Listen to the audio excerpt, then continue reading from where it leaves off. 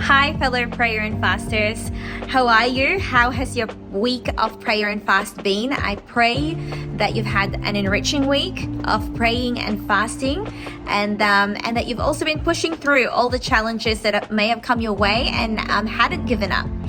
So I'd like to share a little bit of my week with you. My week here at home with the three boys and my husband, has been pleasant, given that we're fasting.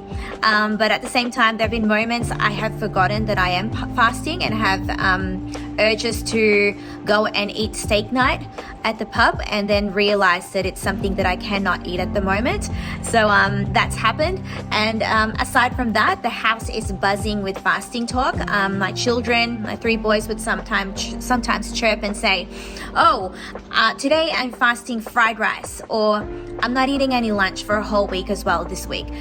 So that's been fun. To be able to sample fasting to my children, and not eating something that might be difficult for them to give up, and having that conversation. Some godly highlights, God highlights that's been revealed to me this week was, I'll open with Genesis 27:28. It is when Isaac speaks to Jacob and says, "May God give you heaven's dew and earth's richness, an abundance of grain and new wine." And that verse really struck me this time that I'd read it, in a sense that, that promise was also being given to me at the time that I read it. It was as if God was saying to me that my promise to you is being fulfilled, and that which, whatever you're looking forward to, the new wine is here and it's for you. And the day when my cup will run over is going to be fulfilled. So our cups can run over. Whilst at the same time as I studied Luke 33:39, as a follow-up to Genesis 27, that yes, there's a promise there and there's new wine for you. But then verse 38 to 39 says, "But new wine must be put into fresh wineskins, and no one after drinking old wine immediately desires new wine, for he says the old is good or better."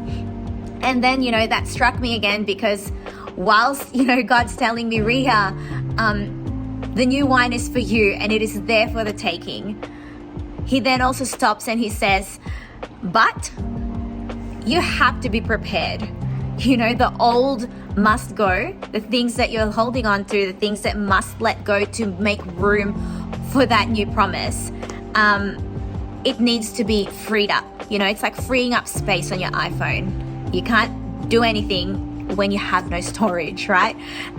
So that's one thing. And then the last part of that verse 39, where they talk about the old wine being better, and it takes a while. So sometimes the new wine is being fulfilled, but that sense of newness isn't always going to be easy.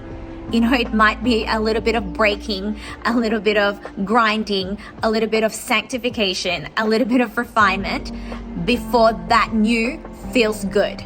So as we head into our second week of prayer and fast, I want to encourage you to open up your hearts to God, and to, if you are holding on to things so tightly, let it go.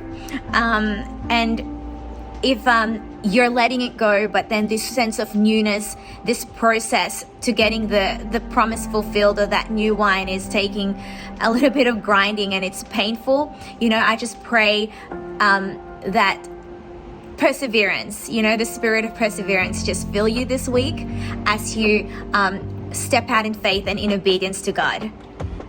Again, happy fasting.